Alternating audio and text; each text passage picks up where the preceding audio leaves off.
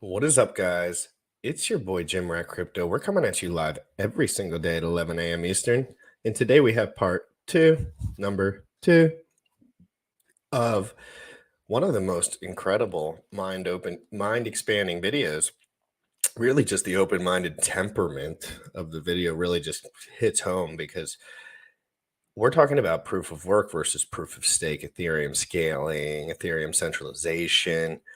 And frankly, I'm not an expert at it. I don't really think anyone is at this point. It's like we're all trying to figure this thing out.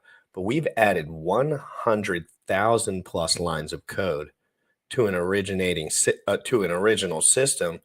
And Sam, we did a show with Frosty where he mentioned Ethereum Classic. And I was like, oh, what if I get popular? Maybe I can make Ethereum Classic good. Maybe it'll be a good alternative. Who knows what'll happen? But I'm not closing my eyes to shit. Taki mushrooms. Okay. So let's play Crypto in the Morning live every single day at 11 a.m. Eastern. We got DeFi proof. I mean, come on. Let's get it. Crypto in the Morning. Make sure you retweet Lane's tweet. You already know what time it is. Crypto in the morning. Crypto in the morning. Crypto in the morning. Waiting on phone. Crypto in the morning.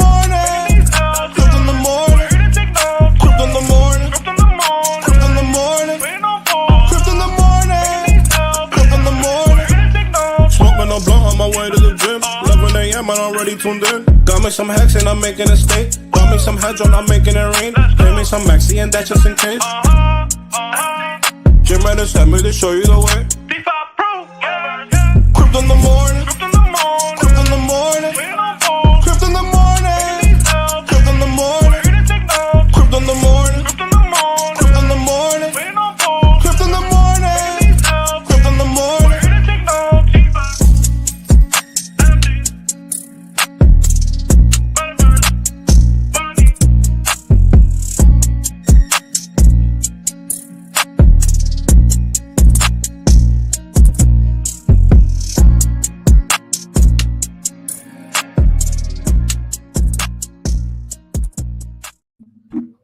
So I just cool myself off because it's so incredibly hot right now in crypto. Well, let me cool myself off with a bigger stack. Hold on. Oh, hold on here. You got a new one? Oh, you got a white one. Oh, this is my first one ever. This is your first treasure? This was the first one I ever bought. Oh, wow. I got a black one. I got a couple. I've got a black one too. They say once And if you're stealing them, they're right next to my sex toys. So you're gonna have to touch them. the original saying is once you go white, you stay for life. You know how they have the other saying. But anyways, let's get into the topic today. Proof of work, proof of stake. We're going to be going through and finishing part 2 from Check on Chain, the guy who has a Bitcoin job. And he's going through and talking about proof of stake and how it's not necessarily on the right path. You know, when you... It's a little more than that, what he's saying. He's saying this is a big miss. And he says it's a miss, but in the worst kind of ways. In a kind of people know that it's a miss and they're doing it anyway and pretending it's environmental FUD. It's the truth. And then it makes things, it's definitely going to be like far more centralization.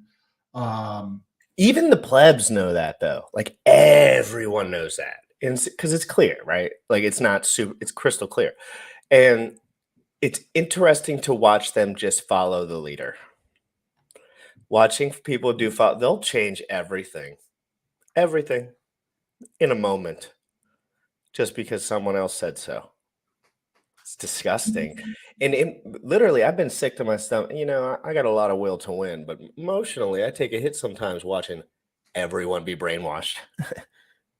It sucks, but it's cool because I get to propel to the next level, to the moon, to the Mars, like Elon and Dogecoins. So let's actually listen to this. This is serious business. I know if you guys were watching yesterday, and if you didn't watch yesterday, this is one of those ones where you're going to want to watch that one first.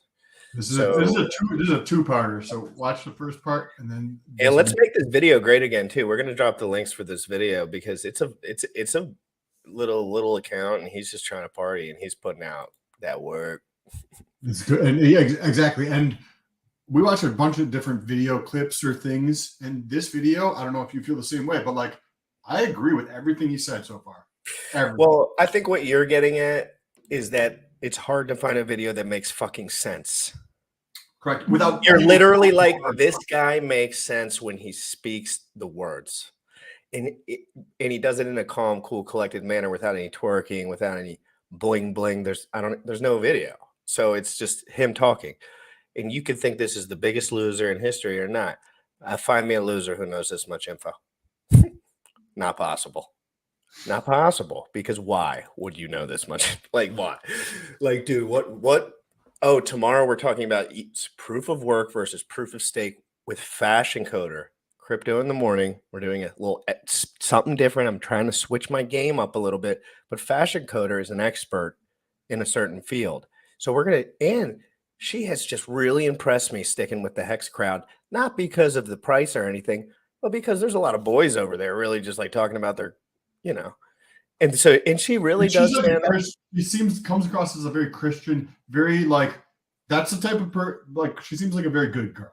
She seems like the SEC would not fine her for anything. And I like those girls on my team because but for real, she is a nice person. It seems like from interacting with her, she has a good YouTube channel, but she's also a developer. And that's the best part because there's insights there. She might tell us a few things that make this video seem stupid or whatever. Like if things can change, we want all. And she's really active on YouTube, guys. So if you go over to Fashion Coder's YouTube, she gives alpha bombs for real, like on the low. So let's play this though. I'm excited. Convenience always wins. How many of you listening actually run a node, whether for Bitcoin or Ethereum? It's probably a small number.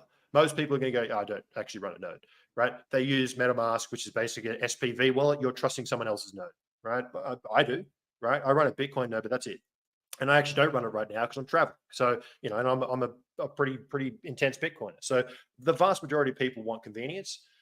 Plebs are simply not going to be staking 320. Let's say ETH goes to 10 grand where the bulls want it to go. Plebs are not going to put 320 grand on a laptop. Just ask yourself the question, will you put $320,000 on your laptop and leave it sitting on your kitchen counter or in your cupboard somewhere running a validator? Have you ever actually looked at the technical documentation to run a validator? I have, and it was, it was scary. I just don't trust myself. I don't trust myself. Problem. I would rather. I think he's got a good point though, right? So with running a validator, right, versus mining. Versus miner, you can just set up and then you don't like have to be concerned of effing your shit up. If you're validating on proof of stake, there's a consequence. So do you actually have, not only do you need a bunch of capital to do that, but now there's a cost other than just the capital. You can lose that cost. You can lose that. That's a risk. And that means that what happens, it concentrates even more. We're getting the fiat into crypto, or we're getting a centralized entity in crypto that is the Ethereum. It's really what you should be focusing on here. Like, yes, there's a lot of technical jargon, but the points he's making are pretty crystal clear. He made them a few hours back, but now he's really just showing you that he knows all of this stuff and why. And so he's working through these concepts kind of pretty damn methodically, if you were to ask me. This is like a full-on course. That's it. Exactly. Rather delegate that risk to somebody else. Lido is very attractive because I just hold the token. That's it. Mission accomplished. Someone else does the services for me, and I just live in a world of ignorance, right? But again, I'm a Bitcoiner, and I'm thinking about this long term, and ignorance is not really something that I think is a good mechanism for security. So I know that they claim that running a node is easy. And I know that they claim that, solo staking is easy, but maybe not, right? I just think at a realistic level, most people are not going to do that. ETF products, the reason why we keep hankering on about this Bitcoin ETF is because it opens the door for people who just want to put it in their stock account. I mean, it's hilarious that we don't see that that's where this is all going. The ETF product is always going to win. It's going to also centralize the stake and the capital. Additional services, right? When you're on Binance or you're using Lido, you can use that staked ETH as collateral. You can move it around. You can trade it. We saw that during this the recent sell-off, there was about $16 billion in the ETH contract when you price it based on when the coins went in. There's a $16 billion unrealized loss there. People who had staked ETH could sell their stake. They could hedge their risk. There's a whole lot of extra stuff. Binance can give you all sorts of services, discounts, whatever, for actually staking on their platform. There's economies of scale, right? The bigger these staking pools are, the more they can professionalize their miner extractable value, which means you earn more. There's also a queue if you're a solo staker. I think it's like 1 year now to actually try and get into the validator pool. To try and get in, you have to wait in the queue. Well, if you go into a pool, they just socialize all those people coming to the queue, so everyone earns the same amount. And essentially, once you start entering the queue, you start earning. So they just socialize all that risk. So it's actually better for users. The ability to collateralize, so actually use that staked ETH or Binance staked whatever as collateral, borrow it. This is a big reason why people got ripped with Celsius, because they had a loan against their coins. They've got $10,000 worth of debt, and they couldn't come up with 10 grand between now and the bankruptcy to cover their debt and get their coins out. A lot of people were in there and stuck. Can we stop that for a second? And they didn't have the cash.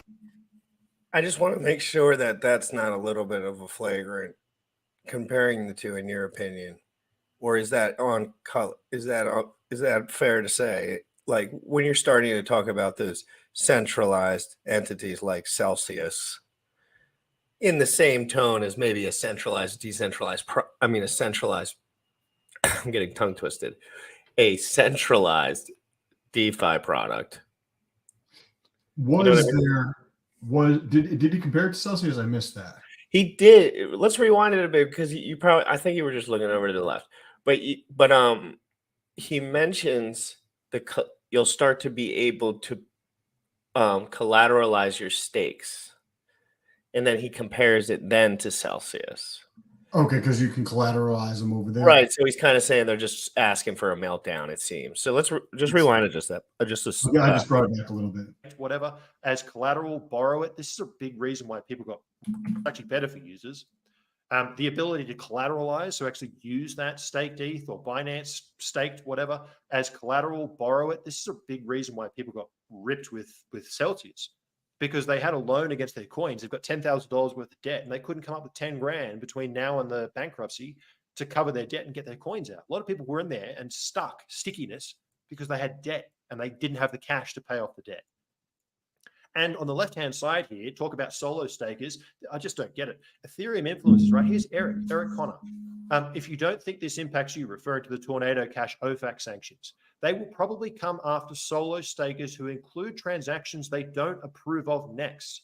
Wake up and realize this is just the start unless we push back.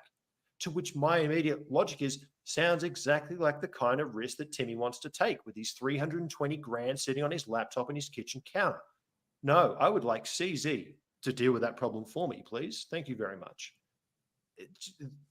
There's a whole laundry list of reasons why stake will centralize. This is theoretical.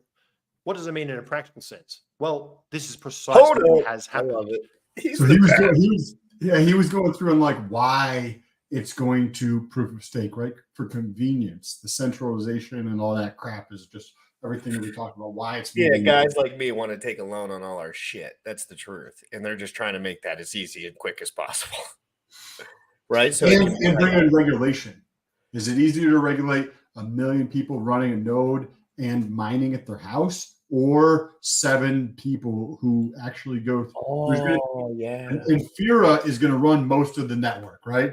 And then there's going to be small players. So we can just tell Infura what to do because we'll make regulations specifically to F with Infura. That means they get to control the network. They get to regulate the network, which that means then all their buddies are going to start dumping money in, right? Like all the people in Wall Street and pension funds are going to start dumping money in as soon as the perception is that it's regulated. Let's get back in here. There is empirical evidence here that this is exactly what's happened. This chart is showing you in color bands by different stake providers how much ETH is held by each centralized, regulated staking providers. Now, the proof of stake attack threshold, the thing that basically gives control of your network to the point where you now need to do social consensus, weak subjectivity, we'll touch on this as we go, basically the point of control of the network at a validation block production level is about 67, 68%. The top 11 staking providers that we have here, which you can see is a Pareto distribution. Most of them have not much. Some of them have a lot.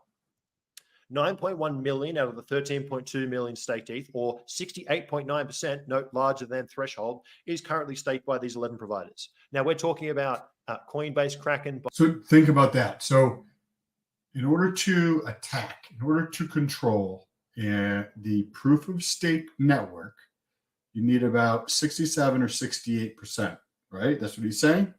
And you just have to control, instead of hundreds of thousands or tens of thousands or even hundreds of different players who are all mining at their house, you just have to control 11 players, like Lido, like Coinbase, like Kraken, like Binance. You just have to control 11 players to control ETH, right? 11 players. That's it. Not tens of thousands of people. So that's where it gets kind of like scary in the sense That's of where it gets like, okay, we're already effed. It's going to be super centralized, like very. Yeah, and you know, maybe Richard kind of, you know, I hate to, you know, I'm not trying to bring a bunch of different stuff up right now, but he kind of went with that same method. So with Pulse? No, with Hex, kind of, you know, just kind of like distribution stays in one hand, and then we go from there. And then who can tell Richard what to do? I don't know. Maybe some Saudis, maybe some people that don't like him, who maybe his mom. I don't know. You know, like, so it's still just like, okay, one couple guys can get bought out by anyone, right? Can get shot up by anyone or whatever. Anything can happen. So that's not what DeFi is all about. Binance, Lido, Stakes.us, Stakefish, Bitcoin Swiss. These are regulated companies. Yep. Lido plus Coinbase plus Binance plus Kraken. So the top four, you can see here, this yellow band, these top four, you can see the lion's share control 7.92 million of that ETH, which is 60%. Again, pretty damn close to the point where it's GG. Lido alone contains 31.6%, 4.15 million ETH. Now, Lido is an interesting situation because it's a, in inverted commas, decentralized mechanism. Well, it's not. And there's a good podcast with Alex and Ryan Berkmans on Unchained recently, where both sides, the Bitcoin side and the Ethereum side, admit that this is a problem. Same as on the Uncommon Core podcast. Hasu had 2 episodes on the merge, and they all talk about how Lido is a problem. Lido also then voted to not self-cap. So anyone who tells you that Lido is not a problem is lying, because all of the credible researchers that I've ever heard talk about this problem believe that Lido's centralization is both a problem and is expected to continue to grow. The reason why this is a problem is that they are a permission system. To become, I know there's Lido and then there's a bunch of node operators. To become a node operator, you must be voted in by Lido governance. Well, Lido token, LDO, is 94, I think, percent held by the top 1% of addresses. Now, those top 1% of addresses are US regulated venture capitalists and the team. All of these entities are governed by OFAC sanctions, by the United States government. They're known, they're docs. You've got a centralized entity. And on those podcasts, they all agreed, yes, there's a bunch of node operators, but given the set of circumstances, they essentially act as one entity. So we therefore have 4 entities that have 60% of the stake. This is expected to grow. Whack in there an Ethereum ETF, and you better believe that you're going to have a situation where more than 67% is going to be held by a handful of regulated United States actors. It's a problem, and anyone who tells you otherwise, I believe, is being just intellectually dishonest. I would love to hear arguments to the contrary, but so far, I'm yet to find any of them. Now, to touch on this, I don't know where the propaganda machine has been coming from on the Ethereum side, but the amount of people who seem to misunderstand mining pools and staking pools is astounding. The amount of times when I raise the above problem and people just send me this damn pie chart of Bitcoin mining pools, believing that this, I believe, must have been pushed through Bankless or people do that. People have done that to me as so well. And I do just subjectivity when you don't have enough information. And it's a very constant theme in crypto is guys that are a hair smarter than you, more nuanced than you, kind of know that as well. Therefore, they can frame everything to make them seem smart. But in reality, once you understand all of it, it's just a picture of a fucking chart. And they're just confusing. It's like the old TA thing. Like, oh, I'm so smart because of my TA. Yeah, you can draw fucking lines. But this is, This, I think, has to do with more so of a misconception of people understanding because, well, let's just let him get into this. Yeah. So prevalent, and yet it is so wrong. Let me explain why mining pools are not the same as staking pools. So it is true that, as you can see here, the top 3 mining pools for Bitcoin hold more than 51% of the hash rate. Oh, no. Now, the problem is that a mining pool is just a node service. Miners own and custody the ASICs. So the miner has the machines and they point to a node. Switching takes 1 second. 1 second. They just swap their mining hash rate because they custody the machines. They own the ASIC hardware and they just point it to a node. If they really wanted to, they could point it to their own node. But again, they benefit from the economies of scale. Exact same logic. And we've seen this before, that when a particular hash pool gets too large, miners just go, oh, yeah, good. Because they want to protect their ASICs. They will point to a different node that's not going to kill their ASIC value. And then there's a bunch of people who will then complain and say, oh, look, but, miners are big industrial entities, blah, blah, blah. Yes, that's true. But the other thing that blew me away at the Bitcoin 2022 conference was the amount of home mining kits that exist. It's being integrated into oil and gas companies. Basically, the incentive structure is so strong and power is so diverse. And as we saw an attack on 52% of the hash rate in China mid last year, and the entire system maintained itself full uptime and was able to re-decentralize. It's actually more decentralized than it was back then. So that China FUD was around for years, and now that's gone. They've distributed all over the place. Power is everywhere. Yes, there's always going to be a centralization risk of miners, but the important part is that the pools are not part of that equation. The miners could be, but the pools absolutely are not. Now let's compare that to staking pools, which are extremely sticky. So do you understand that when you talk about a mining pool, right?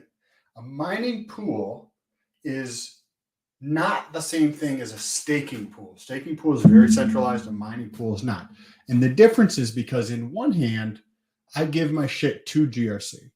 In the other hand, I retain control of it, right? So in a staking pool, I would give my ETH to GRC as a validator. Ethereum, you're talking about the Ethereum staking pool, obviously. My bad. Obviously, you're talking about the Ethereum staking pool. Now, with the mining pool, it's different.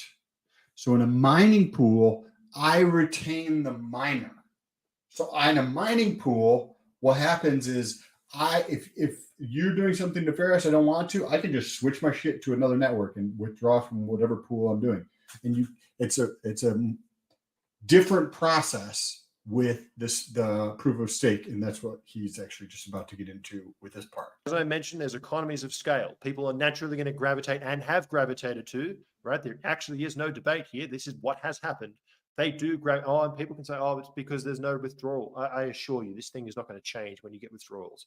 The human being convenience factor will continue to push towards centralization for all of the theoretical reasons we saw before. Anyway, economies of scale, the pools do custody the validator. Unlike mining pools, the staking pools own the nodes that are the validators. You've deposited your coins on Binance. Binance could say, hey, I want my coins back. And Binance could say, right, okay, that's cute. What are you going to do? You can't do anything, especially when you have, maybe you do want to exit, but you've got some kind of loan against your staked ETH. Well, you're going to need to come up with that cash, extract it, and then go through the queue process to get your staked ETH out. That's going to take time, isn't it? So staking pools are sticky. And the challenge here is what happens if, the government says, yeah, if you're staking these things, they're securities and you now can't withdraw them. Now you've got a problem. Now you've got a real problem because those staking pools custody the coins and they custody the validator. It's very different to a miner saying they're retaining control. That's like with me giving my keys up effectively. And then if the government only has to go after 11 players to control 70% of the network, right? Now I'm not trying to. It's interesting to think. I'm glad people are finding this out.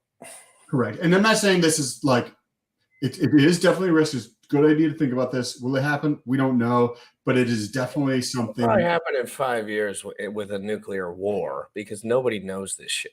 They can't. The Congress and everyone at the meetings online they're starting to figure these type of concepts are becoming more normal to them. They're talking about distribution.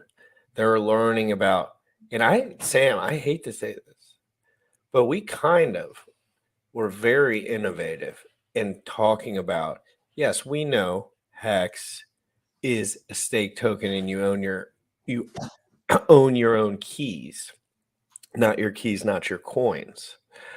But the centralized ownership within it just allows the person with all the coins to make drastic changes to the protocol from within a decentralized manner. And that is something me and Sam have been talking about for a long time, very specifically. And of course, heavy pushback from anyone because it's all about money until there's a war, until Verizon takes over and you can't open your doors for your car anymore and everyone goes to that. So that's what's happening because it's all about money.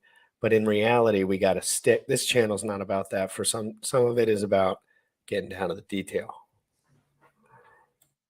Good point. Good point. Saying, yeah, I'm going to protect my ASICs and point to that node. So there are very, very real differences between staking pools, which are extremely sticky and extremely hard to get out of, and mining pools, which are absolutely not.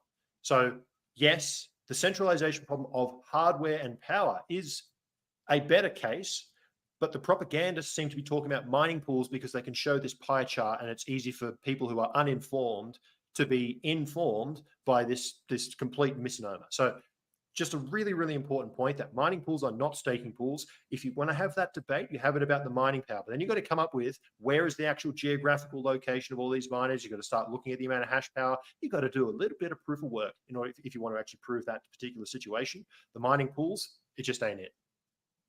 So this is where we get to this week's events, which if this isn't the wake-up call to just fire everybody up and realize the error of their ways with the merge, I don't know what is. So a very, very high level, this week, OFAC sanctioned Tornado Cash, which is a privacy mixing tool on Ethereum. And they sanctioned all 32 addresses, which I believe is unprecedented because they normally sanction individuals. Now, basically, the fallout from this is extremely telling as to what's going on. Within a matter of days, Infura and MetaMask blocked all access. So Infura and MetaMask are basically SPV wallet software, right? So they host nodes. Your MetaMask points to their node. They blocked all transactions going into Tornado Cash.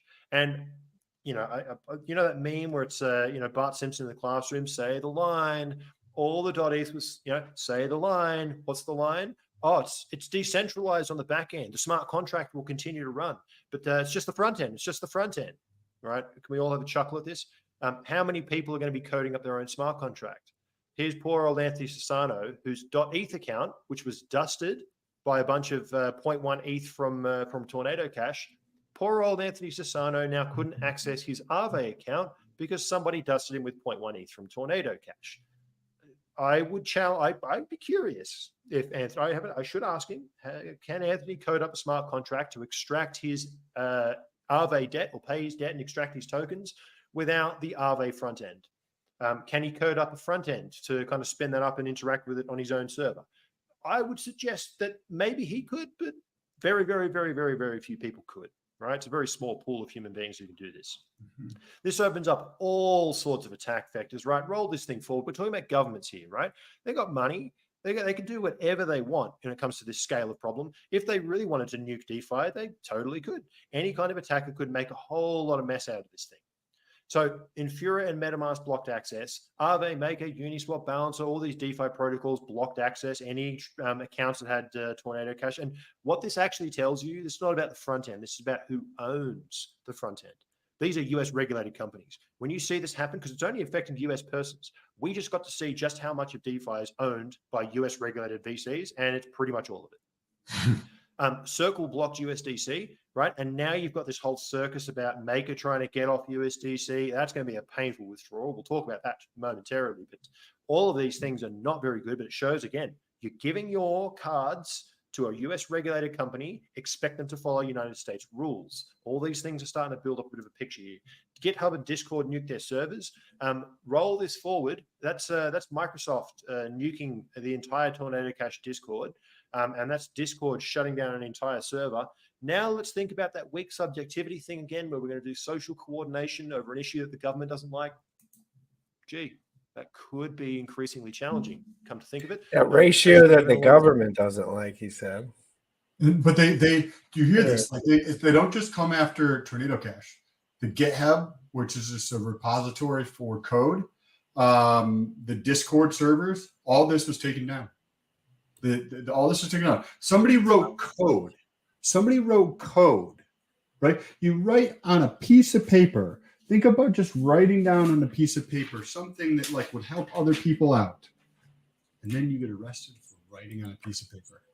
That's what happened with the developer of Tornado Cash, because he wrote the code that helps people maintain their privacy in crypto, which is a big problem. He was arrested, right? It's just a big problem. And I don't know how this ties into the POS, but I'm sure he'll get into it in a second. The censorship that we've seen in social media over recent years. So yeah, it's just a lot of things here that kind of should be making you scratch your head and going, hey, should we really be giving the government in our centralized regulated entities control over the consensus and block production as well? Maybe not. And then the lead developer was arrested. So if you don't think they're going to go to extreme lengths, they are. This is the world that we're playing in. Is little Timmy on his solo staking laptop, when he gets issued a order by OFAC to start censoring a certain amount of transactions, is little Timmy going to be, willing to go? I don't think so. Right? I just don't think so. These coins are going into centralized services. This is just another example of why that is. People want to delegate risk. People don't like risk. People will hand risk to somebody else. And furthermore, in fact, I should have put this in the staking centralization section. Most people don't have 32 ETH. So most people at 320K are not going to have 32 ETH. So they're going to have to pull their stake anyway. I forgot to even talk about that one. There's another one reason why. Well, we can. Sorry, my mic was on. I hope it wasn't echoing. But what if he goes to $250? You know what I mean? Because again, I brought up Richard a bunch because I hadn't seen him on a live stream until last night for a while, but he mentioned it again, and he mentioned Bitcoin again, and of course he's just talking. He was talking for a long time, but he mentioned $250 ETH for the second time, 300, and that was just a speculation, but it's much further than the price right now for sure. 32 ETH at $450 a pop ain't that hard to think about. But 32 at $4,600 a pop is ridiculous for most humans. If you think that, how long do you think something like that would happen? I feel like it wouldn't stay there very long. I don't think. No. But who knows, dude? Like, what if there's just like, that's what I'm saying. Like, this stuff can get crazy, crazy, crazy. But don't you think that there's like a mass awakening of like intelligence and consciousness? You'd hope. You would hope. You would think you would be more right.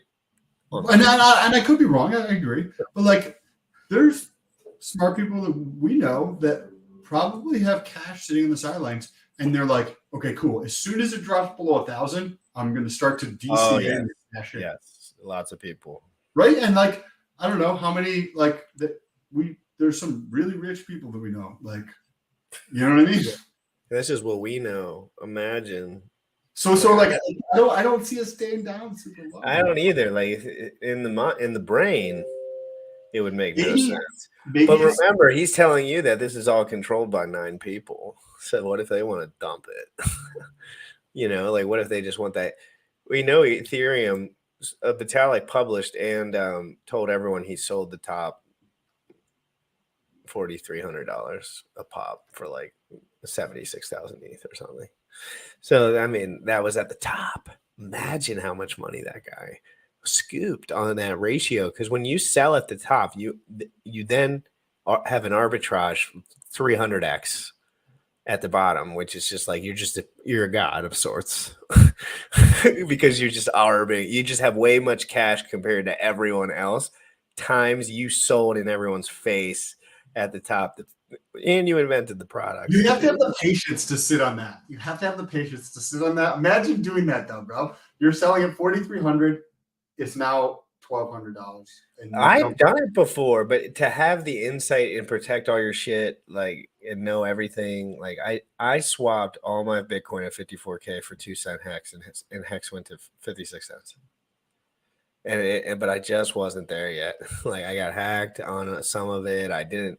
Yeah, I probably did cash out a little bit at the time. I can't really remember, to be honest, but I know that most of that went down, which is chill because you need experience. Like I'm not stupid. Like you have to just do things until I'm not so money motivated as far as like I'm in a spot where I didn't learn enough for the last couple of years, and I'm just like, okay, let me get all this info. Let's bring it back up. Yes, let's get back into this. Here it comes. Now, USDC is a great example of this. This is just another layer to the problem that Ethereum has. Now, this is actually separate to proof of stake. This exists on the proof of work chain as well. But in a proof of stake world, I think what I really want to highlight here is the number and magnitude of layers that are captured already or will be captured by regulatory forces.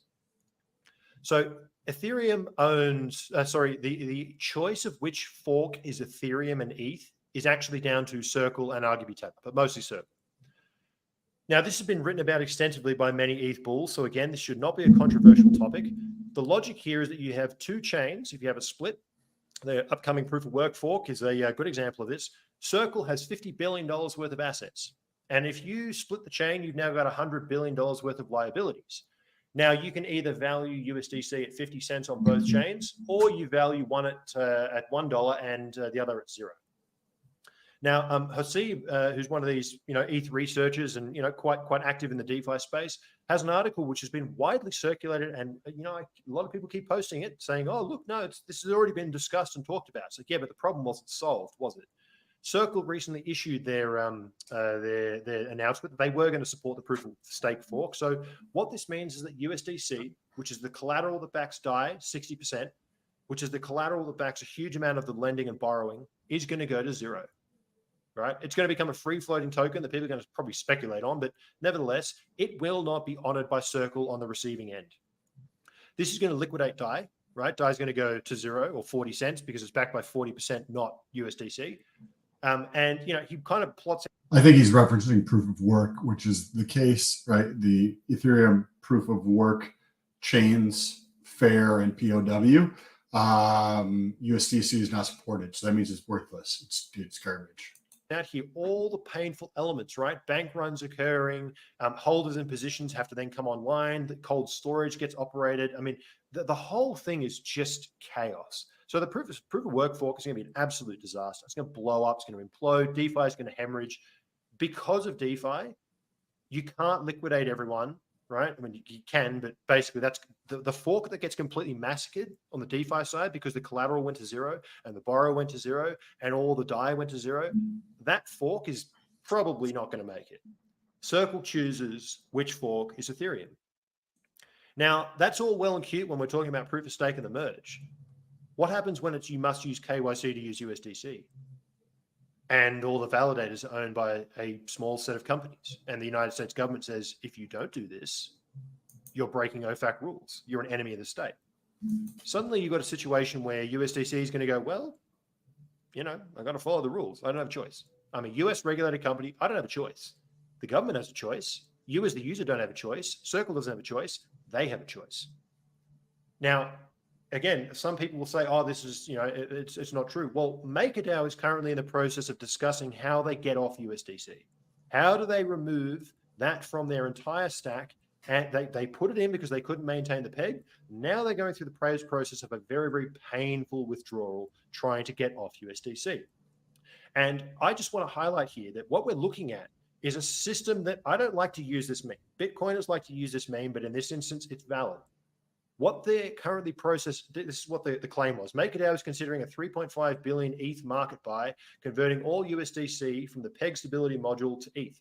Now, Vitalik himself responded to this saying, that's a bad idea because if you get collateral fall, ETH value falls, the whole system becomes a fractional reserve. So again, I'm on the side of the big V here.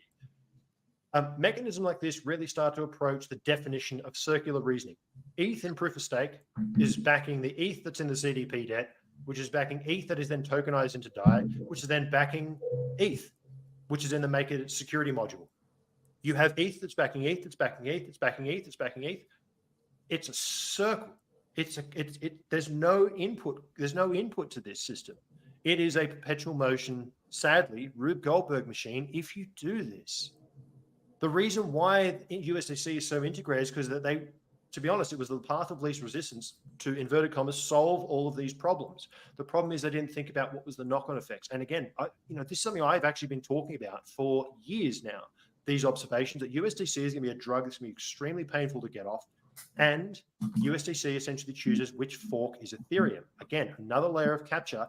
And it may not matter when the fork is the merge, but it may matter when the fork is something to do with KYC, surveillance, and the United States government. A little bit of a lean, and there ain't going to be much choice. So, I mean, to add just another layer to the thing, we are getting close to the end, so I do appreciate anyone who's stuck around for this. There's discussion going on at the moment about this concept of statelessness. Statelessness is basically pruning of all history. So with Bitcoin, right, you can plug your node in. It will start with Satoshi's first block, and it will validate from block 0 all the way to the current chain tip. All it does is download the data, and it validates that it all makes sense, right? And a brand new node to the network doesn't have to trust existing nodes because it's validating itself. It's performing all the same checks. It's getting that information from multiple nodes, checking it, and it's doing the calculations itself. So it doesn't trust anyone else. It can validate the entire history from block 0. That node can be switched off at any time and then switch back on, and it can easily follow the chain with the highest proof of work. It doesn't need to trust anything except mathematics and cryptography. And the trade-off to this is it requires a low data footprint so that the node can actually do this on a Raspberry Pi and so on and so forth. Now, the discussion at the moment is for ETH2 because they want to become the world's computer, essentially. There's going to be so many shards and so much data. I did the calculation the other day. It's going to be tens to hundreds of gigabytes a day, right? Basically reproducing the Bitcoin blockchain in 3 or 4 days. It's an extraordinary amount of data. Now, there's no way that a normal computer can deal with this. The way they're going to deal with it is by pruning history, basically chopping off the tail end, and they're going to use a system of checkpoints, which means that the existing validators on the network all agree and say, this point in time, this is history, this is fact, we all agree on this. So he's talking about the proof of stake, right? 2.0 Ethereum. I think we talked about this in a different show, but you have video games, right? There, where like once you go through so much of the level, you get a checkpoint, and then you only go back so far, right? But has there ever been times where you are like, oh, I want to get back to that one spot, but it's further than the checkpoint? Have you ever had one of those experiences where you're playing a video game and then you want to go back to a certain point, but you can't go back to that certain point because of this checkpoint? Okay, so is that something that's actually happening? I know those games. Yeah, for sure. Okay. So that they're effectively doing, from my understanding, with Ethereum 2.0 proof of stake, right? So that way they're cutting off part of it so that you got a checkpoint. They're like, everything from here on out is good. Well, then I don't know, like, I'm not saying you lose the access to that data or what happens, but I don't see that as necessarily a good thing just to try to save data. There's plenty of storage out there. And I really like the idea of just sticking with proof of work and figuring out how to scale that, not the ESG garbage that. Yeah, I mean, we're pretty in deep, man. This is wild stuff because in real time, I mean, this video is a little while back now, and we got this is all going to happen in the next year or so, and it's going to be crazy. Whatever happens, fam. And therefore, any node that comes into that system doesn't need to validate all the history that came before that. They just trust the checkpoint and then validate from that point onwards. This is the concept of statelessness. So the argument here is that all of the contention is going to be at the chain tip, and there'll be less contention in the past, which is true. Except what happens if the validators who are agreeing on that checkpoint aren't your friends? Now you have a problem because your new node must validate from that checkpoint onwards and cannot validate from history 0. You are now talking about a system where you have introduced irrecoverable trust. You cannot go back from this. This is a one-way street, but this is the Ethereum roadmap. So I see lots of talk of Ethereum scrapping archival data. Yes, agreeing on consensus of the chain tip is important, but if you do away with historic data, you are introducing irrecoverable trust. A new node must trust existing nodes. What if the existing nodes are captured? Before one claims that this is an edge case, one must ask themselves, do you currently run an ETH node? Does capital centralize? Is 60% of the stake already with 4 regulated entities and growing? And do you trust the United States government not to interfere, considering recent tornado cash events? It's a pretty dire situation when you actually break this down. And there's a reason why I'm shouting and screaming about this, and no one seems to care, but there's a lot of design decisions here that are going a one-way path that there's just no empirical evidence to say it's not a bad idea. Now, this is the last topic we're going to talk about, which is weak subjectivity. Now, this is the concept of what happens once that 68% threshold is reached, and you now start getting into a situation where, let's just say, for example, that the other 33% wants to start going, hey, that's not really Ethereum. We want to vote against that. We're going to slash you, right? This is the thing, that we're going to slash you and shut you down. Okay. Well, what does crossing that threshold actually mean? This is like the 51% ownership structure type thing. Well, existing validators on the network are responsible for voting in new validators. Well, they can halt these new entrants. You want to start, adding hash power to start fighting back? Well, those existing nodes are like, good luck. Sit on the sidelines, my friend. The threshold is required for finality. So there's 67% of the people who are actually agreeing that this block is final. Here's your checkpoint. Here's the history that is truth. Well, they can also reject blocks that are mined or validated by non-67% miners or validators. They can essentially reject all blocks that don't fit their rules. Hey, I see you mined a transaction that wasn't OFAC compliant. Sorry. Hey, that transaction didn't have KYC. Sorry, can't be included. GG. They also can't be slashed without social coordination. This assumption is pervasive, that we're going to organize around Vitalik and we're going to agree which one's the real Ethereum and slash the enemy. Good luck with that, my friend, because in a matter of days of this tornado cash thing, everything from Circle to Aave to Infura to Microsoft to Discord shut off their servers. Imagine conceding your chain validation to a regulated centralized exchange in this environment. The entire 2.0 design is based on weak subjectivity. The project is about to hand that subjectivity over to entities regulated by the US government. Nobody seems to care. Number go up. And then there's the other question. With all those centralized stake components, can you really slash Binance and Lido? Because that represents millions of innocent customers. And are they really committing offense when they're following United States government OFAC or compliance laws? Can you really slash little Timmy on Binance because the service he's using, which is United States government compliant, is abiding by United States? The idea of slashing and having, say, Binance or Coinbase steal people's tokens effectively is a very interesting topic to talk about, because once you give up the control of your shit, then it's in the hands of somebody else. And if they F shit up, well, then they're holding yours and you're screwed. There's nothing you can do. Right. So I don't know. This is very, I think that Ethereum is going to be perfectly fine, but that whole thing, I don't know if I would stake ETH personally, but if that changes in the future, would you? I don't think so, brother. I don't think I wouldn't. I wouldn't. I just haven't even. I mean, maybe if I had enough that I would think about it, but I would need way, way more than I have, and more than 32.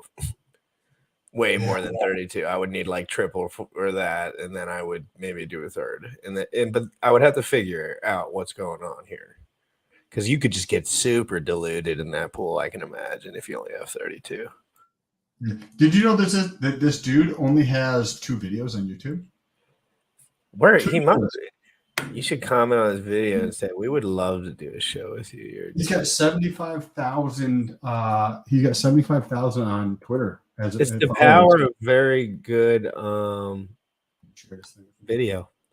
Yeah, this is just a damn good video.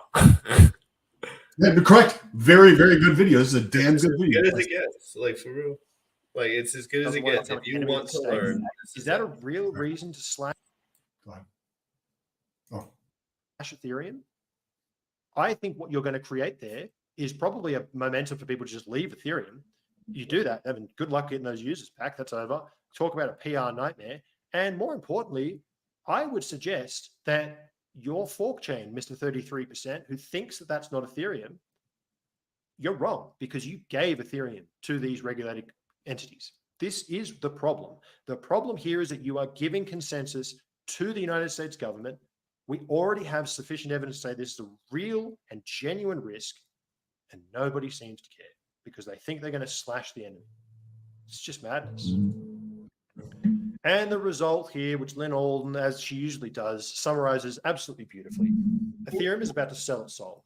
These regulated entities have complete control over the node infrastructure, including MetaMask. Most people use MetaMask. I mean, I know that you can run your own ETH node, but people don't. I know you can, but they don't. US VC backers clearly in the DeFi protocols, DeFi stability via stablecoins, and fork choice. The government's Yeah. So then you were going to say something there? Bullish, real quick. Am I in trouble for anything? Because people are messaging me about some shit. What are they messaging you about? What's this Telegram API link that I'm banned from? Oh no, you sent a link in there and you got banned. Oh, my bad. Sorry, that scared me. You know me. I'm always on my toes. Sorry about that, guys. I just got a message. And Sam, we're gonna let this go.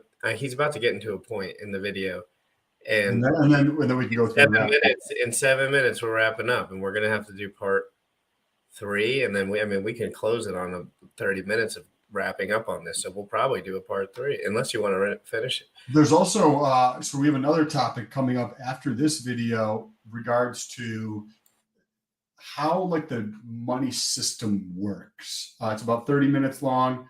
Actually, it came from a recommendation from Frosty, and he had talked about it earlier today, which this video is pre-recorded. And then I found the video and I wanted to share it with you guys because I watched it or listened to it while I was doing some work. And I think that it would be valuable to share like how the government works in terms of printing money, how the Treasury works, how the Federal Reserve works, because a lot of people don't understand that. But let's get back to this video. It's already got all this stuff. They already got it. It's there. It's already done. And now they're going to hand over consensus, block production, and validation. This is the last piece of the puzzle that they need to have complete and total control. The merge is going to hand over the very last thing. Ethereum could get itself off all these things. All these things at the top here, Ethereum could recover. The second you give them the validation, which is about to happen, it's over. That's a one-way street. That is, the merge is the line, proof of stake is the line where Ethereum has sold its soul and it cannot recover. I don't personally believe there's any way to get it back once this happens. They just created a fiat system. They handed over the keys to traditional finance, the new bankers, just like the old ones. And maybe my naivety is in believing that this is not the actual design goal. So I believe that Ethereum, what they should do is just do your triple halving, cut the issuance, stay proof of work. You've already got the fee revenue. You've already, in inverted commas, beaten Bitcoin at getting a fee market. Cut your issuance. Do your triple halving, get your desired result. You've still got your EIP, you still get your deflation, you still get all these tokenomics, but you don't hand over the keys to the castle. Cut the issuance, stay proof of work. The fees are sufficient, ESG is bonkers, and it's the right time to actually scale up your grid infrastructure, which will be more decentralized than not.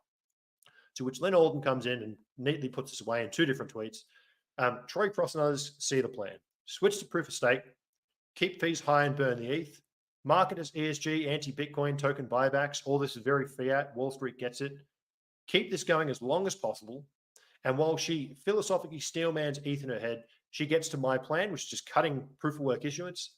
But much like Europe will double down on its energy plan that rendered its energy supply insecure, Ethereum will double down on its centralization to boost coin prices. And this is from a completely separate thread, but continues to be relevant. And I actually agree with this. Right, here's a Bitcoiner saying, I think there's a possibility now that ETH could actually flip Bitcoin, but it's going to be at the cost of centralization and complete regulatory capture. If you want that trade-off, number will go up, but you are going to sell your soul. The most bullish flipping case ETH is pause it. You got to pause that shit. What? This guy's, first of all, he's a freedom fighter of the worst kind, the best kind. Second of all, sell your soul, Sam. I want to know your take on that whole. He said that 3 times, I think. He said, sell your soul. And I'm like, but Jack Levin on my stream yesterday said, and this is just a quote, not a fact, obviously, Ethereum will 100% flip Bitcoin this cycle. I think he said this year. Well, And because so is it, Sam? We like money around here, but like we're not too voodoo with it. But you are very concerned about future communism. and well, like making these decisions is like you're going down the path by choosing proof of stake that causes a network to be more centralized. And what do we know about centralized power? Is that it's always going to want more, and it's always going to be corrupt in the absolute form. So when you understand that the absolute power corrupts and that we're going to continue being more centralized, then you already kind of know the future of Ethereum. Unless they make a pivot, they're going to be more centralized. And at some point, that power is going to corrupt them to the point where we're going to have to shift away from them. And you get to see this because you understand history and how these things work, right? But they're still going down that road. Remember, Vitalik. Is this dude BTC Maxi? This guy's BTC, yes. I wonder what he thinks about BTC. He's bullish. He said he's bullish on it. He's got 80%. And if you guys didn't see this in the video, you can check it out yesterday. 80% of his portfolio is BTC, I think he said. We're going to have to find a video like this one on Bitcoin. Yes. I want to learn how to do more mining stuff too. Of course, that just helps everything when you're learning because you just get right to the point. Yes. If you know what I mean. No, but I think that's enough. I think that's a good thing to wrap it up. What do you guys think? What do you guys think? Like, it's definitely being. Yeah, let us know down below in the comments. Reach out to us on Twitter down below as well.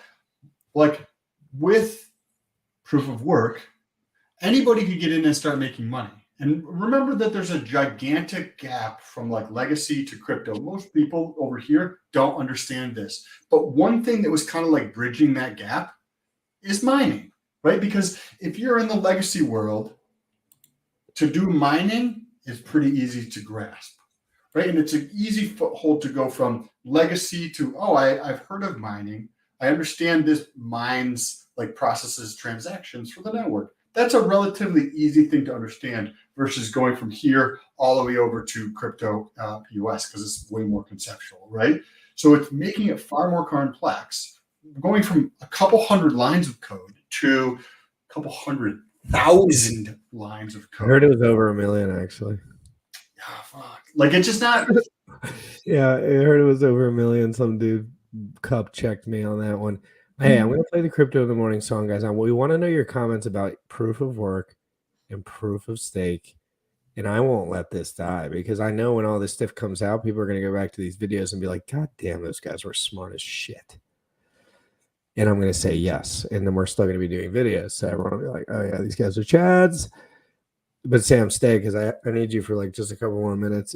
Crypto in the Morning's live every single day at 11 a.m. Eastern. Sam, Fashion Coder tomorrow. We're going to talk about all this stuff. We're going to talk about proof of stake versus proof of work, guys. Crypto in the Morning every single day. We'll talk to you.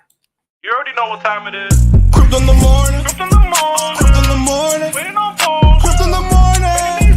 Crypto in the morning. Ready to take notes. Crypto in the morning. Crypto in the morning. Crypto in the morning. Waiting on phone. Crypto in the morning. Crypto in the morning. Ready to take notes. Smoking a blunt on my way to the gym. 11 a.m. and I'm already tuned in. Got me some hacks and I'm making a stake. Got me some hedge on, I'm making it rain. Pay me some maxi and that's just in case. Jim Reddit sent me to show you the way.